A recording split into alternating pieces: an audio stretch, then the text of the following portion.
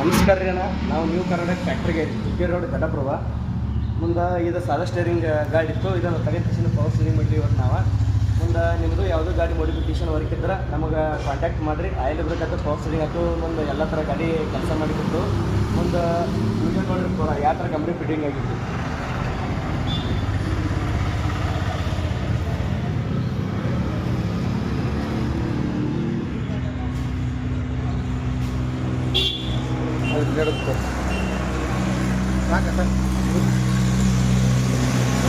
ನಮ್ಮ ಗಾಡಿ ಮಾಲಕರ ಅಭಿಷೇಕ್ ಅವ್ರದಾರ್ರಿ, ಅವ್ರ ಜೊತೆ ಮಾತಾಡ್ರಿ. ಗಾಡಿ ಕೆಲಸ ಹಂಗಾಗಿತ್ತು ಕೇಳ್ರಿ.